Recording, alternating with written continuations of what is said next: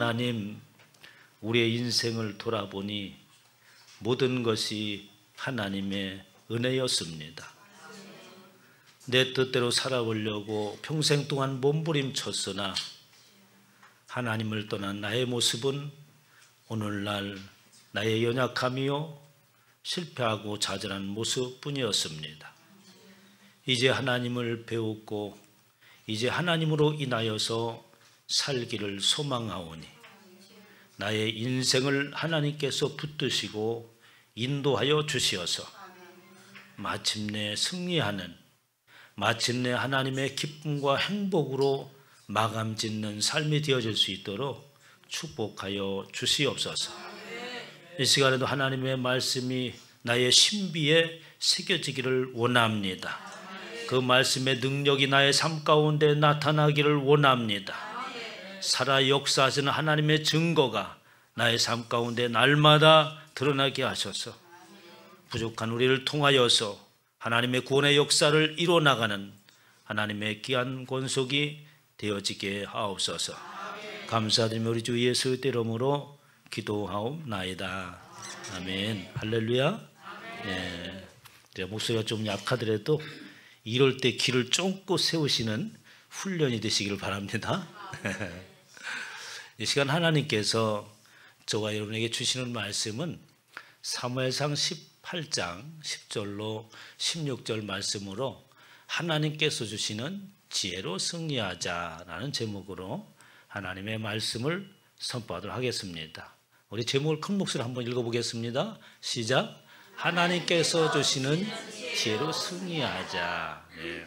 하나님께서 주시는 지혜로 승리하자는 말을 다시 바꿔서 이야기한다면 하나님이 함께 하심으로 인하여서 승리하자라는 말로 바꿔서 말할 수 있습니다. 하나님의 지혜가 함께 하시는 것은 지혜의 근본이신 그 하나님이 함께 하심으로 인하여서 우리에게 주어지는 하나님의 지혜로 살아갈 수 있도록 하는 것입니다. 모든 사람들이 세상을 살아가면서 누구나 다 그 인생을 승리로 마감하기를 원하죠. 그러나 모든 삶이 그렇게 인생의 뜻대로 되어지지 않는 모습을 우리는 발견하게 됩니다. 그런 사람들을 하나님께서 예수 그리스도를 통하여서 부르십니다.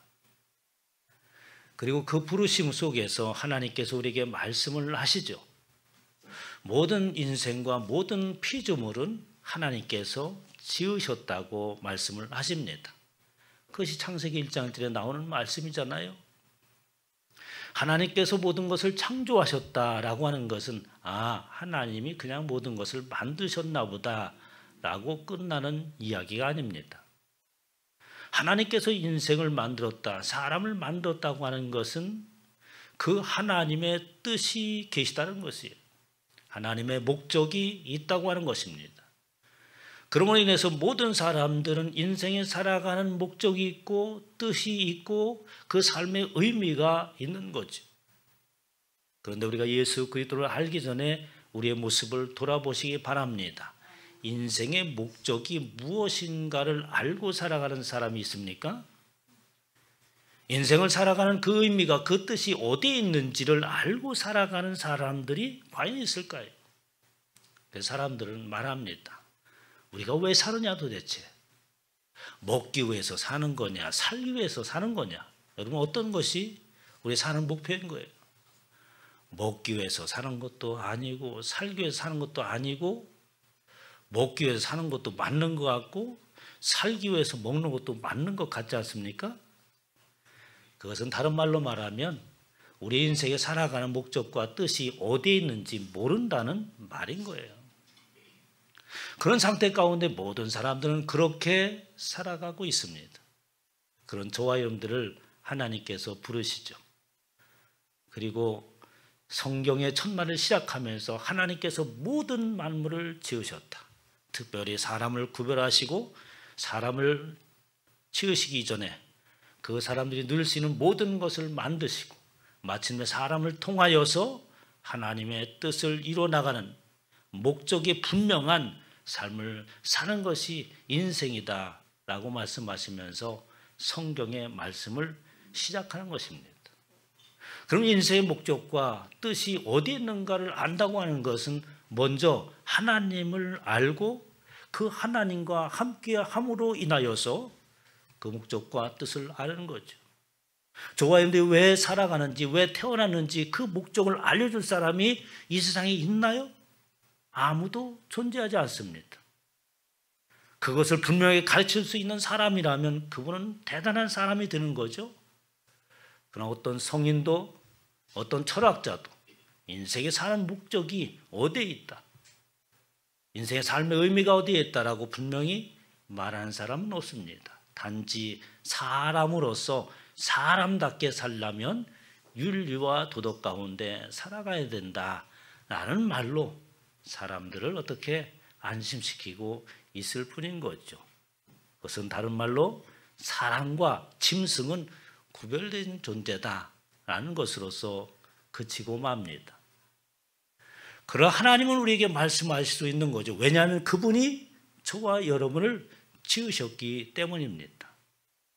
그래서 하나님을 만나는 것은 바로 그분의 지혜로 사는 것이고, 그분의 지혜로 사는 것은 그분의 뜻 안에 내가 들어감으로 인해서 마침내 인간을 지으신 그분의 뜻에 의하여서 가치 있는 인생을 살 수 있는 승리의 길로 인도한다고 말할 수 있는 겁니다.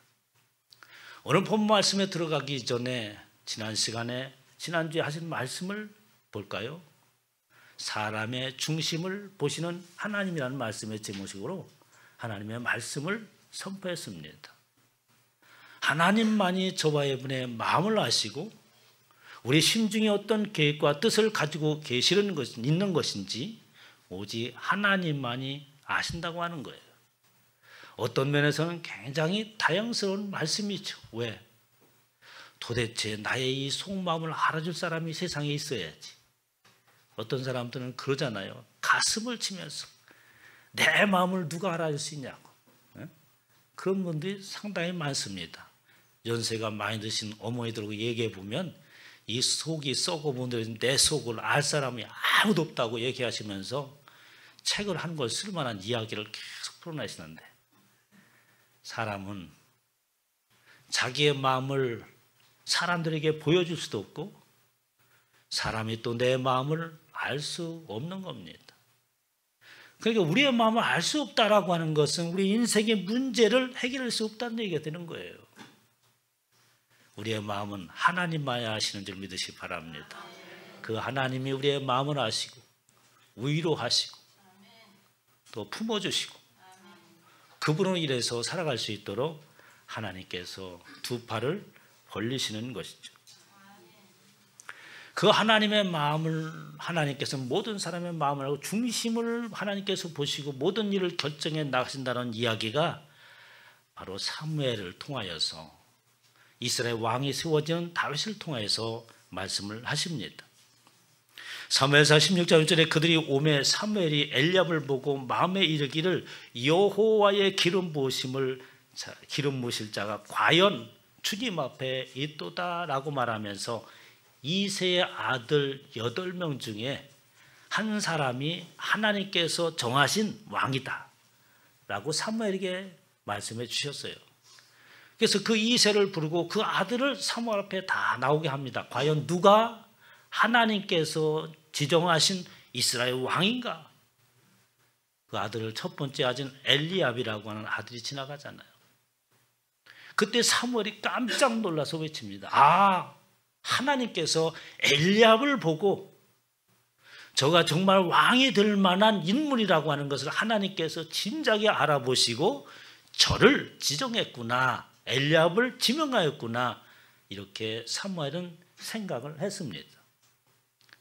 그래서 과연 하나님께서 정하신 그 왕이 지금 여호와 하나님 앞에 있구나 라고 외쳤습니다. 그런데 하나님께서 바로 뒤에 말씀을 하시죠. 7절에 여호와께서 사무엘에게 이르시되 그의 용모와 키를 보지 말라라고 하면서 사무엘이 엘리압을 보고 과연 그가 참다운 이스라엘 왕이 될 만한 사람이라고 말했을 때 바로 하나님께서 아니다라고 말씀을 하시는 거예요. 그러면서 너는 그의 외모를 보지 말라. 그의 용모와 키를 보지 말라는 것입니다. 하나님께서 사울을 세울 때에 이스라엘 백성들과 모든 사람들이 사울을 어떻게 보고 그의 외모를 보고 용모를 보고 과연 이스라엘의 왕으로 세워질 자라고 생각하면서 그 왕이 세워질 때에 모든 사람들이 박수를 치면서 환호했습니다.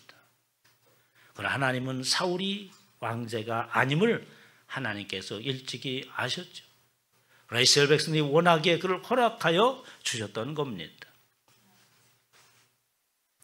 사무엘상 9장 2절에 기스에게 아들이 있으니 그의 이름은 사울이요 준수한 소년이라 이스라엘 자손 중에 그보다 더 준수한 자가 없고 키는 모든 백성보다 어깨 위만큼 컸더라라고 하면서 이 용모를 말하는 것은 그냥 외적인 것뿐만 아니라 정말 이스라엘 다스릴 만한 아주 춘추한 사람이다라는 의미를 가지고 있습니다.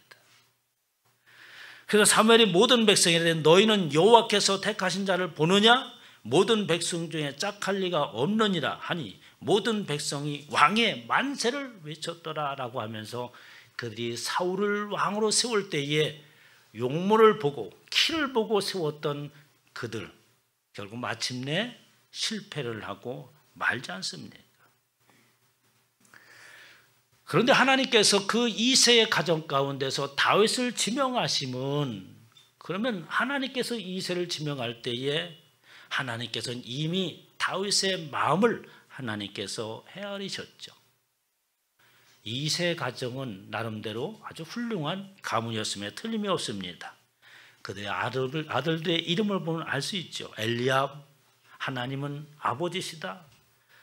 과연 아버지가 아들의 이름을 지을 때에 그 이름을 짓는 것은 신앙의 고백이잖아요. 하나님은 우리 아버지시다.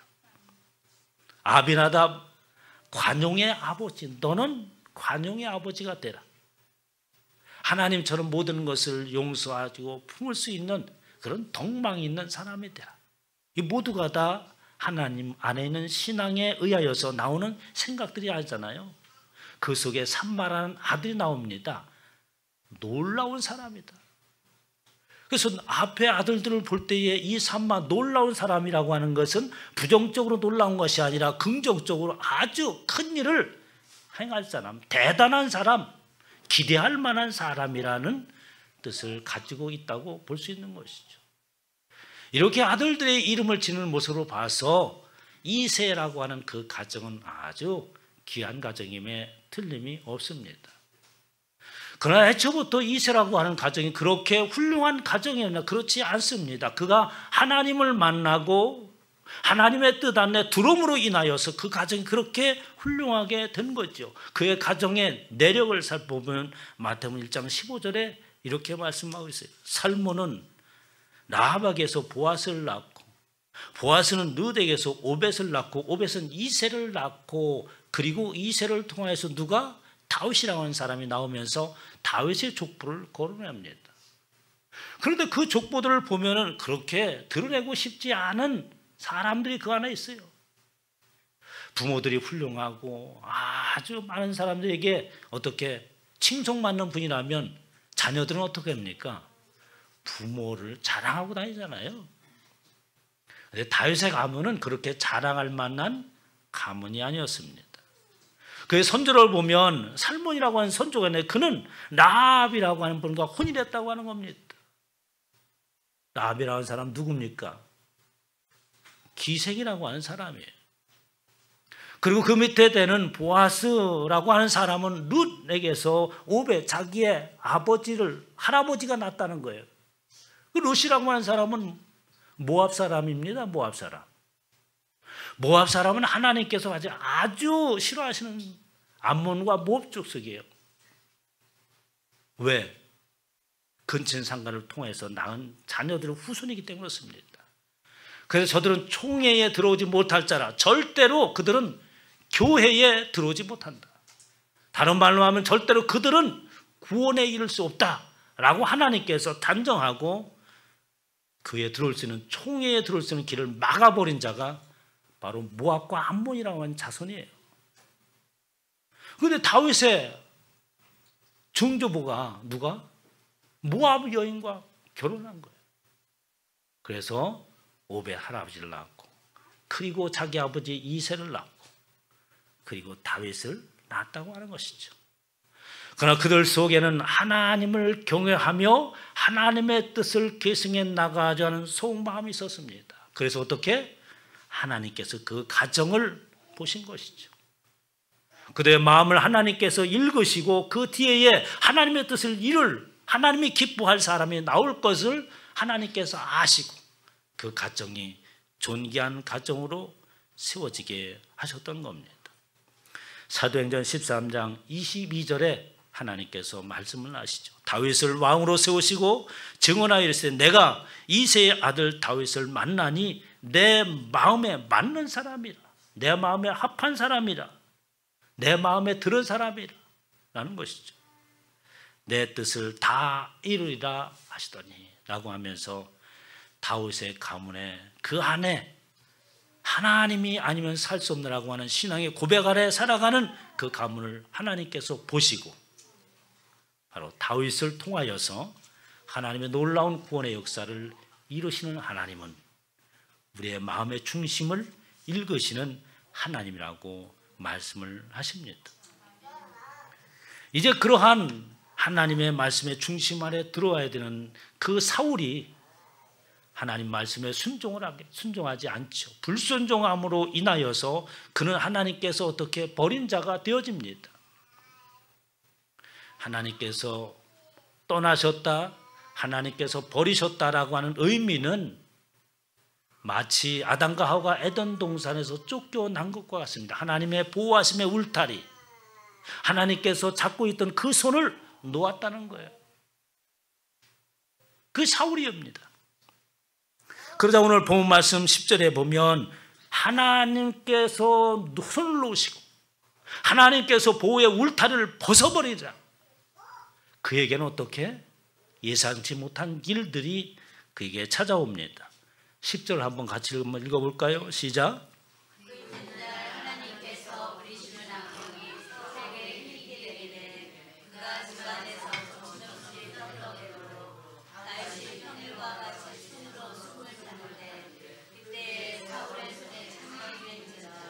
여러분, 하나님께서 당신이 보호하신 울타리를 벗어버리고 하나님께서 붙잡고 있던 인생을 불순종함으로 놓아버리면 그때는 어떻습니까?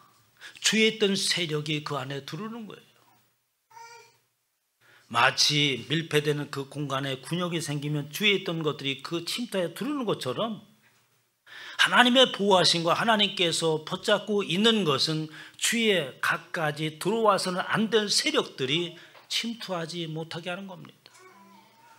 그러나 하나님의 불순종으로 인하여서 그의 손이 놓아지자 악령이 들어왔다고 하는 거죠. 악령이 사울에게 힘있게 임함에 강력하게 역사하니 다른 말로 하면 악한 영들이 그 안에 들어오니 인생이 미쳤다는 말인 거죠. 그러면서 어떻게 다윗이 평일과 같이 손으로 숨을 탔는데 다윗이라고 하는 사람을 알아봤어요. 아, 정말 훌륭한 자구나. 그리고 측근에 둡니다. 그리고 자기의 무기를 들게 해요. 자기의 무기를 들게 한다고 하는 것은 뭡니까? 가장 신임한다는 것이거든요. 그렇게 보았는데 하나님의 영이 떠나가고 하나님께서 보호하신 그 울타리를 해제하자 그의 마음이 변합니다. 왜? 다른 세력이, 다른 영이, 악한 영이 그를 사로잡기 때문에 그런 것이죠. 우리가 알고 있는 귀신이라는 말을 많이 씁니다. 귀신을 인정하십니까? 인정하지 않나요? 귀신이 있습니까? 없습니까? 있어요? 귀신이 무섭나요? 안 무섭나요? 무서워요? 무서울 거 없습니다. 여러분, 우리는 보이는 세계 속에서 살지만 사실은 보이지 않는 것에 의하여서 움직여져 나갑니다. 모든 것이 다 그래요. 보여지는 것은 보이지 않는 것부터 시작되는 거예요, 여러분. 육적인 세계는 영적인 세계에서부터 시작되는 겁니다. 보이지 않는 하나님의 말씀에 의해서 보이는 것이 창조되어지는 거예요. 그러므로 우리는 영적인 세계를 알지 못한다 그러면 인생을 실패할 수밖에 없는 것입니다. 우리가 살아가는 것이 그냥 육체적으로 살다가 끝나는 것이고 영적인 세계가 없다고 한다면 인생의 의미가 없죠. 불쌍한 인생입니다. 네? 아니 어떻게 사람이 이렇게 살다가 끝날 수 있어? 어떻게? 차라리 사람이 짐승의 모습이라면 그나마 다행입니다. 왜? 생각할 여지가 없으니까. 어? 짐승이라고 하는 그렇잖아요. 생각이 짧지 않습니까? 짐승이 우리의 짐승의 인생은 왜 이런가 하면서 이렇게 고민하는 짐승 봤어요? 없잖아요. 그런데 사람을 하나님께서 생각하는 사람으로 만드셨어요. 그런데 생각하는 사람으로 만들었는데 그 생각하고 보는 것들이 어떻게 좋은 것들과 좋은 생각들이 기쁨으로 사라지잖아요. 그런데 우리 인생들이 망가지고 무너지고 희망을 걸고 살았으나 우리에게는 희망이라고 하는 우리 앞에 오지 아니하고 원하는 그런 어떤 결과를 내지 못하는 그런 삶의 모습을 보는 나를 보고 나를 생각하는 볼 때 어떻게? 아니 우리 인생이 이런 거야? 이것으로 끝나는 것인가? 라는 생각이 들잖아요. 영적인 세계가 있다고 하는 것은 무한한 하나님의 창조의 세계가 따로 있다는 거예요. 그리고 육적인 것은 잠시 순간이요 안개와 같은 것이고 우리가 영원토록 살 수 있는 그곳이 따로 있다고 하는 것입니다. 그래서 우리에게는 어떻게? 소명이라고 하는 거 있는 거예요. 지금 나의 모습이 이 모양 이 꼴일지라도 그것은 순간이다. 내가 이렇게 된 것은 하나님을 만나기 위한 하나님의 또 다른 방법이구나. 사실입니다, 여러분. 여러분이 처해 있는 환경은 하나님을 만나기 위한 환경이에요. 그러므로 인해서 우리의 인생이 이곳에 사는 것은 순간 것이고 영원한 그곳을 향하여서 나가게 하고 새로운 소망을 가지게 하는 겁니다. 그러게 우리의 소망이 있는 거예요. 이 모습을 이렇게 살더라도 하나님의 나라에서는 이 모습이 아닐 것이기 때문에 하나님의 나라에서는 아픈 것도 없는 것이고 모든 것이 정상적인 것이고 하나님과 기쁨을 누림으로써 영원토록 살게 하고 하는 하나님의 계획 속에 들어가는 것이기 때문에 그것이 아니면 우리 인생은 소망이 없는 거예요, 여러분. 다윗이 평일같이 순에 수금을 탔다. 아주 평일에는 그런 심하고 긍정적으로 가까이 두고 수금을 타면서 노래를 부르고 했던 그 다윗이 사울의 눈에 다시 새롭게 보기 시작합니다. 하나님의 영이 그를 떠나고 하나님의 붙잡았던 그 손을 놓자 하나님의 보호하시며 울타리를 걷어버리자 악한 세력이 들어와서 어떻게? 그 악한 영들에 의해 생각을 지배받습니다. 시기와 질투가 그 안에 들어오기 시작한 거죠. 여러분 우리 가운데 시기와 질투가 있다면 큰 문제구나라고 생각하시길 주님의 축원합니다. 해결해야 돼요. 오늘 11절 말씀은 그가 스스로 이르기를 내가 다윗을 벽에 박으리라. 아니 그동안 옆에 놓고 수금을 틀게 했던 그 다윗이 갑자기 눈이 뒤집히니까 어떻게? 시기가 생기는 거예요. 너무 똑똑하지 않냐? 저 다윗이 너무 용감하지 않냐? 전쟁에 나갈 때마다 승리하고 모든 사람들이 추앙하는 야 저러다가 제가 왕이 되는 거 아니야? 아니 그런 신하를 뒀으면 얼마나 그 신하가 자기의 능력이잖아요. 저의 능력은 저와 여러분들을 믿으시기 바랍니다. 성도 여러분이 저의 능력이에요. 사실은 성도 여러분이 저의 힘이 되는 겁니다. 그렇잖아요. 그런데 다윗은 그렇지 않은 거예요. 다윗을 벽에 박아버리겠다라고 하면서 가졌던 창을 2번씩이나 던집니다. 여호와께서 사울을 떠나 다윗과 함께 계심으로 사울이 그를 두려워한지라. 그 마음속에 사울을 어여삐 여기고 품는 것이 아니라 두려운 마음이 생기기 시작하는 것이죠. 그러나 다윗은 사울은 하나님의 말씀에 불순종함으로 인하여서 하나님과 함께하지 않은 상황이 그렇게 벌어졌는데 다윗이라고 하는 사람은 지금 비교해서 말하잖아요. 14절 말씀 함께 있습니다. 시작.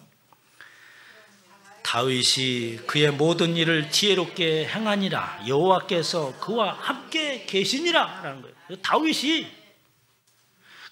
15절에 보면 크게 지혜롭게 행함을 말합니다. 다윗이 지혜롭게 행하더라. 그런데 그 지혜롭게 행하는 것은 여호와께서 그와 함께 계시니라. 다시 말해서 지혜로운 것은 여호와 하나님이 함께 하시기 때문에 지혜로웠다는 거죠. 저와 세상을 지혜롭게 사시길 주님의 축원합니다. 정말 가치 있고 귀한 삶을 살아야잖아요. 지혜가 있어야 되는 거죠. 그러나 그 지혜는 여호와 하나님께로부터 온다는 것입니다. 잠언서 24장 3절에 보면 집은 지혜로 말미암아 건축되고 명철로 말미암아 견고하게 되며 라고 말할 때 집이라고 하는 것은 인생의 집을 말합니다. 여러분, 저와 여러분의 인생이라고 하는 것은 견고하게 세워지는 것은 하나의 건물을 비유해서 말하고 있는데, 인생이 그렇게 가치 있고 견고하고 아름답고 보기 좋을만하게 세워지는 것은 다른 것으로 인해서 하는 것이 아니라 지혜로 인하는 것이다. 그런데 그 지혜는 하나님이 함께 하시는 것으로 인하여서 그 집이, 인생이 세워지는 것이라는 말씀입니다. 방들은 지식으로 말미암아 각종 귀하고 아름다운 보배로 채우게 됐느니라. 지혜 있는 자는 강하고 지식이 있는 자는 힘을 더하나니 너는 전략을 세워라. 승리는 지략이 마음에 있는 너는 치밀하게 계획을 세워라. 하나님과 함께. 그리고 너는 지혜를 짜내라. 누구와 함께? 하나님과 함께. 그러므로 인해서 너희가 집을 건축하고, 그러면 너희 방들은 필요한 것들로 가득 채우고, 하나님은 저와 여러분을 세상에 살아갈 때 찌질하게 살아가라고 말씀하지 않습니다. 세상에 살아갈 때에 하나님께서 창조하신 그 우주 만물을, 모든 것을 누리면서 살아가라고 하나님께서 창조하신 거예요. 창조의 순서를 보면 하나님의 마음을 알 수 있잖아요. 사람들을 맨 나중에 만드시고 그 앞서 모든 것을 다 베풀어 놓으신 겁니다. 그것으로 너의 집을, 너의 인생을 채우라고 말씀하시잖아요. 하나님이 함께 하실 때에 인생이 성공합니다. 다시 말씀드리자면, 지금까지 여러분들이 인생이 자기의 뜻대로, 자기 방식대로, 자기의 생각으로 살아왔던 그 모든 것을 내려놓으시길 주님의 축원합니다. 왜 그렇게 살아왔으면 실패했잖아요. 그래도 왜 또다시 자기 생각과 자기 고집대로 인생을 설계하십니까? 하나님 안에서 인생을 설계하시길 바랍니다. 그러면 그 하나님 안에서 설계하면 묘한 계책이 나온다, 이런 얘기가 아니에요. 여러분들 잘 이해하시기 바랍니다. 여러분, 예수 그리스도 믿으니까 갑자기 막 머리가 좋아져가지고 묘한 생각이 떠오르던가요? 그런 사람 손 들어보세요. 없어요, 그런 사람. 그럼 뭐냐? 저와 여러분들이 살아가는 모든 것들 가운데 하나님께서 개입하신다는 거예요. 하나님께서 개입하시고 방향을 설정하시고 그 방향대로 살게 하시고 하나님이 개입하시는 겁니다. 그러므로 인해서 어떻게? 우리가 처음에 생각을 잘못하고 방향을 잘못 설정했다 할지라도 하나님의 개입으로 인하여서 마침내 성공에 이른다고 말씀하고 있는 것입니다. 그럴 때 하나님께서는 그 방향을 틀으시면서 우리의 생각과 계획들이 실패와 좌절로 가려고 했던 그 모든 것들을 하나님께서 역전을 시키시는 모습을 볼 수 있죠. 13절에 보면, 그러므로 사울이 그를 자기 곁에서 떠나게 하고 그를 천부장으로 삼음에 그가 백성 앞에 출입하며, 온 이스라엘과 유다는 다윗을 사랑하였으니 그가 자기들 앞에 출입하였기 때문이라. 이 말은 무슨 얘기냐면, 사울이 다윗을 싫어가지고 아주 두려워하고 시기와 질투하다가 그 이상 돌아오면서 이제는 쟤를 도저히 무서워서 내 앞에 못 두겠다. 그래가지고 전쟁터로 보낸 겁니다. 그게 천부장이라고 하는 거예요.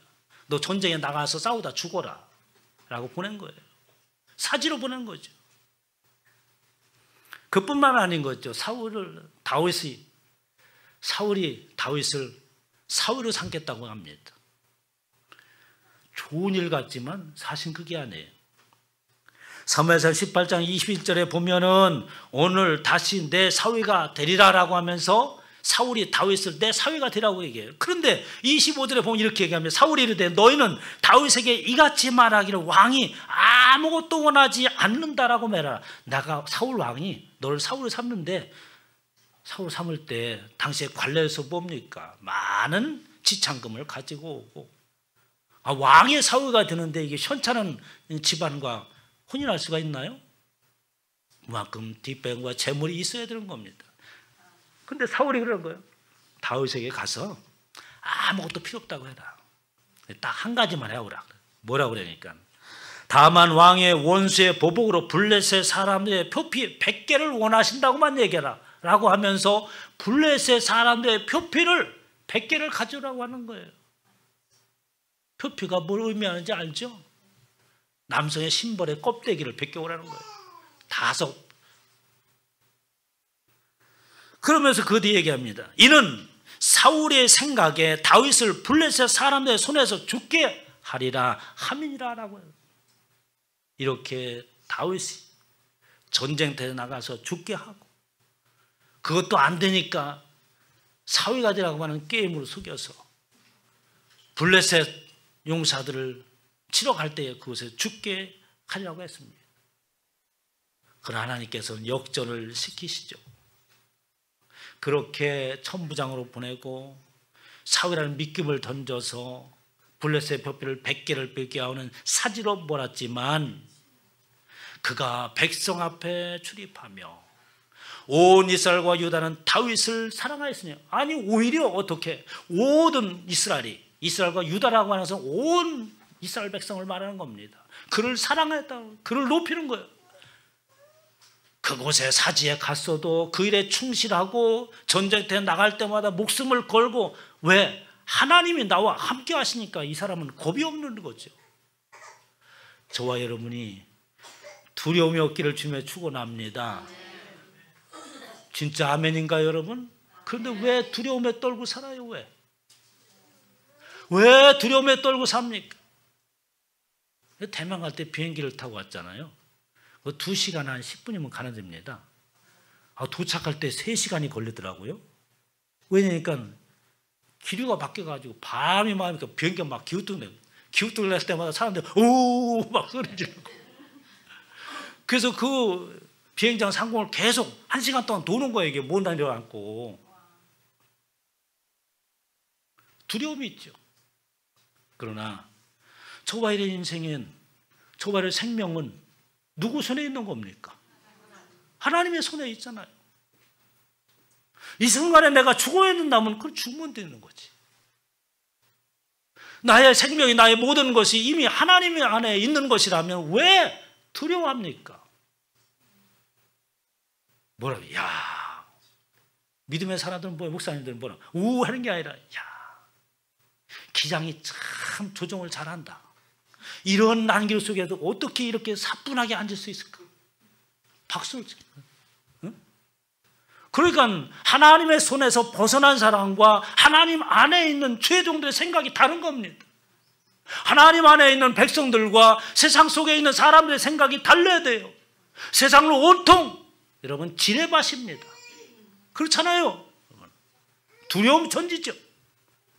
바깥에 나가면 무슨 일이 생길지 어떻게 합니까? 신호등을 지키면 되나요? 신호등 지킨다고 안 죽는 사람이 있습니까? 세상은 그런 것이 아닙니다. 두려움을 떨치시기를 주님의 축원합니다. 그때부터 우리에게는 뭐가? 자유함이 있는 거예요, 여러분. 여러분 하나님이 나의 생명을 붙잡고 계신다고 하는 것은 그 두려움을 벗어난다고 하는 것이고 이제부터는 나는 자유함을 누리고 살아간다고 하는 거예요. 여러분 두려움 가운데 살 이유가 없습니다. 얼마나 더 살는지 모르지만 자유함과 기쁨과 그 누림 속에 사시기를 주님의 이름으로 축원합니다. 그런 거죠. 사울은 평생 동안 다윗을 두려워하였다라고 얘기합니다. 전도서 10장 10절에 보면 지혜자의 입의 말들은 은혜로우나. 지혜자라고 하는 것은 하나님이 함께하는 자들인 거예요. 그들의 입의 말들은 은혜로워 모든 사람에게 더하게 돼. 어떤 상황이 어떻게 벌어지든 관계없이 위험이 있든 없든 관계없이 지혜자의 입을 통해서 나오는 것은 모든 사람들에게 은혜를 끼칩니다. 그러나 우매자의 입술은 자기를 삼키나니 그의 입의 말들의 시작은 우매요 그의 입의 결말은 심히 미친 것이다. 성경은 이렇게 말합니다. 하나님을 떠난 지혜가 없는 사람은 미친 사람이다. 쉽게 말해서 미친 인생을 살아가는 거예요. 이렇게 하나님의 지혜와 하나님이 함께 하시는 삶은 그 영향력이 놀라울도록 확산되어지고 많은 사람들에게 그를 향하게 하는 흡입력이 있는 겁니다. 그래서 하나님의 자녀들이 어떻게 귀하게 쓰임받는 거예요. 왜? 영향력이 있기 때문에, 사람들을 흡입하는 능력이 있기 때문에. 심지어 사울의 딸이 다윗을 보고 반하잖아요. 아버지가 사울을 두려워하고 무서워하고 죽이려고 하는데 이 딸이 다윗에게 반합니다. 여호와께서 다윗과 함께 계심을 사울이 보고 알고 사울의 딸 미갈도 그를 사랑하였으므로 라고 말합니다. 블레셋 사람의 방백들이 싸우러 나오면 그들이 나올 때마다 다윗이 사울의 모든 신하보다 더 지혜롭게 행하며 이에 그의 이름이 심히 존귀하게 되느니라. 사랑하는 성도 여러분, 하나님의 지혜를 얻으시기를 주님의 축원합니다. 그분이 함께 하시는 은혜가 있기를 축원합니다.